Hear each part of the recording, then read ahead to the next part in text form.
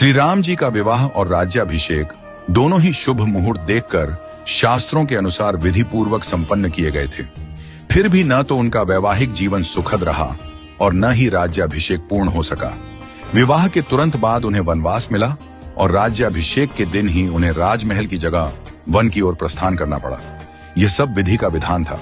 जब इस दुखद परिस्थिति का कारण पूछा गया तो महर्षि वशिष्ठ जी ने कहा, सुनहु भरत, भावी प्रबल बिलखी कहेउ मुनिनाथ, हानि लाभ जीवन मरण यश अपयश विधि हाथ। हे भरत, भावी बहुत बलवान होता है, हानि लाभ जीवन मरण यश अपयश सभी विधाता के हाथ में है। मनुष्य चाहकर भी भाग्य को नहीं बदल सकता। श्री राम जो धर्म के मूर्तिमान स्वरूप हैं, जिनके जीवन का प्रत्येक क्षण मर्यादा और सत्य की मिसाल है, वे भी अपने भाग्य को नहीं टाल सके। उन्हें वनवास मिला, पत्नी सीता को खोना पड़ा और अंत में उन्होंने स्वयं सरयू में जल समाधि लेकर अपनी लीला का समापन किया। श्री कृष्ण जिन्हें योगेश्वर कहा गया, जिन्होंने गीता में कर्म ज्ञान और भक्ति का मार्ग बताया, वे भी अपने कुल के विनाश को नहीं रोक सके। उनके यादव वंश में आपसी कलह से एक दूसरे का संहार हुआ। महादेव शिव जो महामृत्युंजय के अधिष्ठाता हैं, वे भी अपनी प्रिया सती की मृत्यु को नहीं रोक सके। त्रिकालदर्शी होकर भी वे विधि के विधान को नहीं बदल सके। रामकृष्ण परमहंस जिन्हें दिव्य सिद्धियां प्राप्त थीं और जिन्होंने हजारों लोगों को ईश्वर का मार्ग दिखाया, वे भी कैंसर जैसी बीमारी को नहीं रोक सके।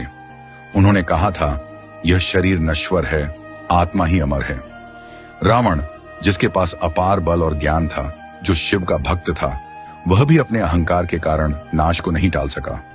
कंस जो जानता था कि श्री कृष्ण उसका अंत करेंगे, फिर भी विवश था। इन सभी घटनाओं से यही सिद्ध होता है कि मनुष्य अपने जन्म के साथ ही जीवन और मरण, यश और अपयश, लाभ और हानि, स्वास्थ्य और रोग, शरीर का स्वरूप, परिवार, समाज, देश और स्थान, इन सब का निर्धारण करके आता है। मनुष्य को यह भ्रम होता है कि वह सब कुछ नियंत्रित कर रहा है, लेकिन वास्तव में सब कुछ ईश्वर के संकेत से ही चलता है। इसीलिए साधक को चाहिए कि वह मन, वचन और कर्म से सहज, सरल और सदाचारी बना रहे, सदैव प्रभु का स्मरण करता रहे और अपने कर्तव्यों को श्रद्धा और निष्ठा से निभाए। मुहूर्त न जन्म के लिए तय होता है, न मृत्यु के लिए। जब जन्म और मृत्यु ही निश्चित नहीं होते, तो बाकी सब कुछ क्षणिक और अस्थायी है। केवल प्रभु का नाम ही शाश्वत सत्य है। इसलिए सदैव ईश्वरमय रहो और आत्मा को परमात्मा के निर्देशों में लीन कर दो। यही सच्चा जीवन है।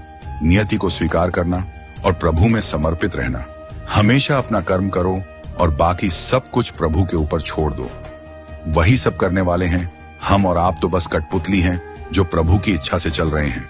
तो जैसा प्रभु को चलाना है वैसे ही चलते रहो और जैसा प्रभु को करना उसको होने दो।